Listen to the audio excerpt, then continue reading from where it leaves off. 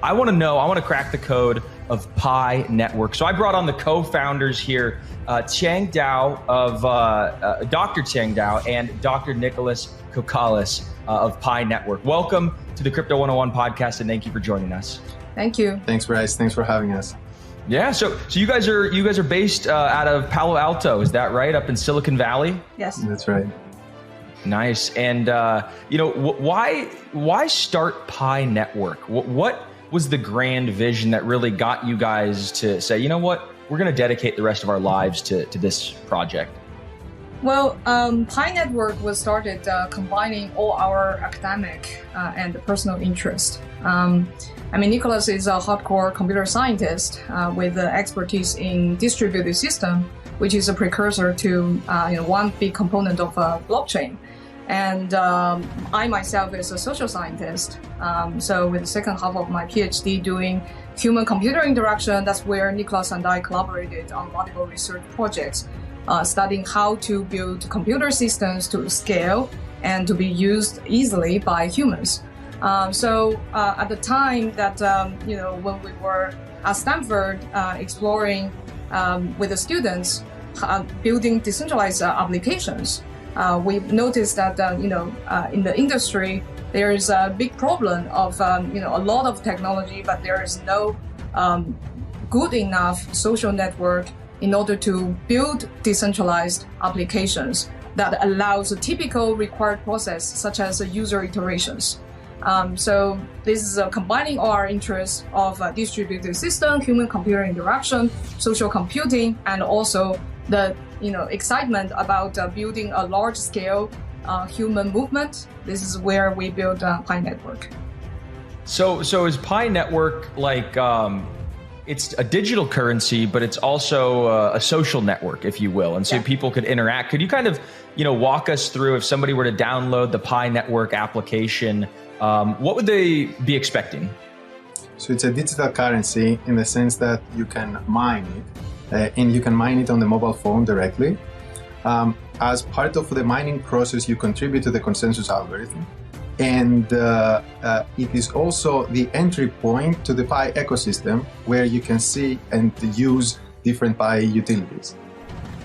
Fantastic. And so what are some of the popular applications that you've seen people develop on the Pi Network, or maybe with the Pi cryptocurrency?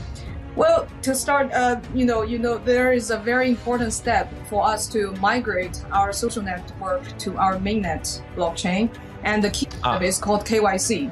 And one application of the Pi cryptocurrency is that people can pay Pi to get their IDs verified in order for them to migrate to the mainnet. And this is a very strong utility in the sense that native currency Pi is used to pay for real human labor that result in valuable work in the world.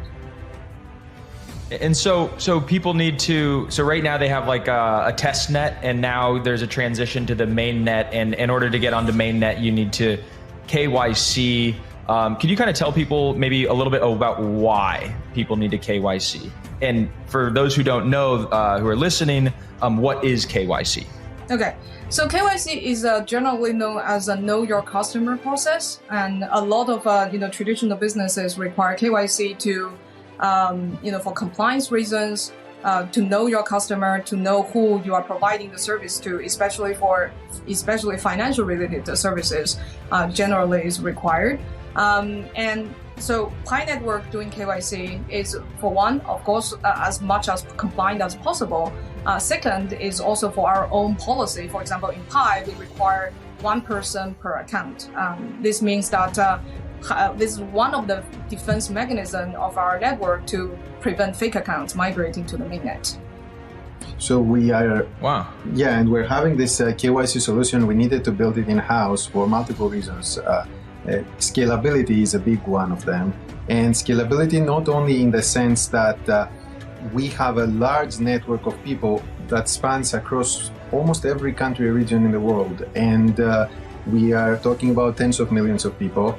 And we couldn't find any KYC solution out there that could have solutions for every single country's IDs. Number one, about scalability, but also number two of scalability is that there's no currently KYC still requires some human intervention. So there is a lot of machine learning and AI algorithms that are helping with liveness detection and with identification of the IDs and understanding what's on the ID documents, but it still needs some human support. So any KYC solution we talk to could only scale to thousands of KYCs per day, like small amount of KYC per day. But in our case, with such a vast network, which we are preparing for the next billion users, it couldn't scale with just the thousands per day. So, for example, we did our first million KYCs in a single month. So that wouldn't be possible. And there were almost 500,000 people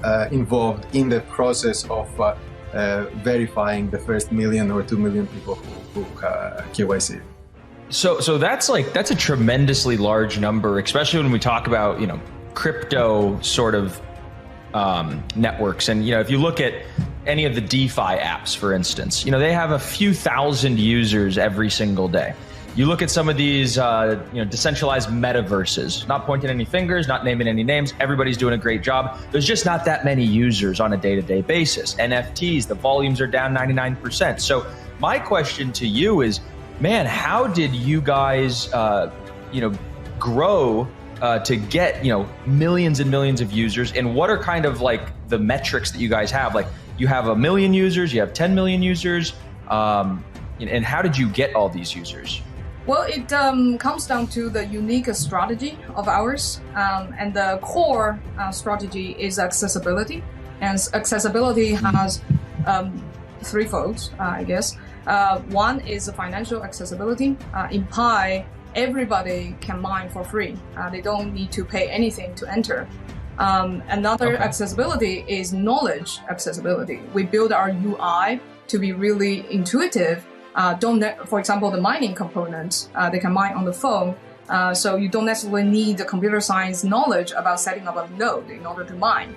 And then there is also the system design accessibility. That is, in addition to people find it easy to mine, they also find it easy to use. So all these factors contribute to the accessibility. And also the strategy of accessibility also have the result of, more fair and more widely distribution of the cryptocurrency. So that makes us one of the most widely distributed. We are now at over 35 million engaged members and distributed in almost every country and region in the world, over 233 countries and regions of the world. So that's also ties into why our KYC process needs comprehensive solution, because it's like every region. Yeah, it's got to have a global sort of approach as opposed to country by country. That's fantastic. And, so Pi Network, there's a cryptocurrency, there's a network, there's applications, there's millions and millions of users. What's next? We have the mainnet, but what are you guys trying to accomplish with Mainnet?